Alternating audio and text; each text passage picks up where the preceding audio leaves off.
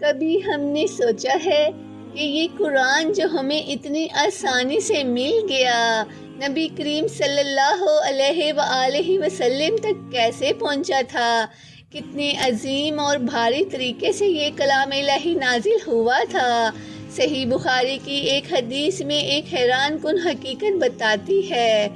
حضرت حارث بن بشام رضی اللہ تعالیٰ عنہ نے نبی اکرم صلی اللہ علیہ وآلہ وسلم سے سوال کیا، یا رسول اللہ، آپ پر وحی کس طرح آتی ہے؟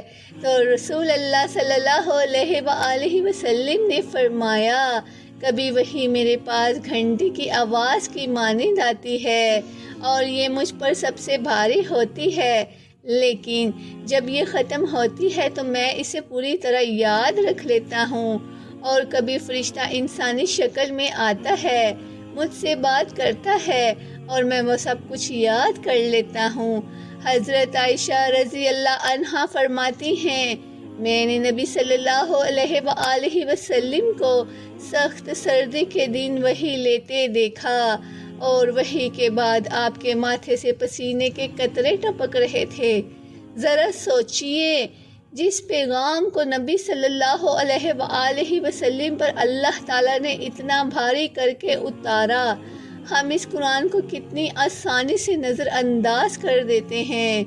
کتنے دن گزر جاتے ہیں، ہم اسے کھولتے ہی نہیں، اور جب پڑھتے ہیں تو سوچے سمجھے بغیر پڑھتے چلے جا رہے ہیں۔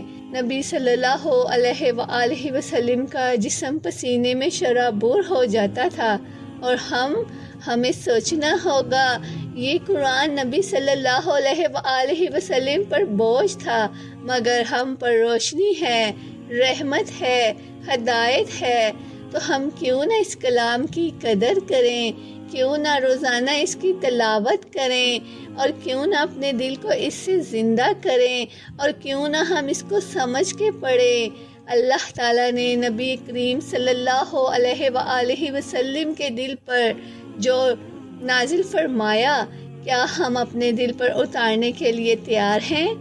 آئیے آج سے وعدہ کریں، قرآن کو سمجھ کر پڑھیں گے، اس کی عزت کریں گے اور اسے اپنی زندگی کا حصہ بنا دیں گے، کیونکہ یہ صرف الفاظ ہی نہیں، یہ وہ پیغام ہے جو آسمان سے زمین پر آیا، ہماری ہدایت کے لیے، ہماری نجات کے لیے، ہماری رہنمائی کے لیے۔ والسلام علیکم ورحمۃ اللہ وبرکاتہ۔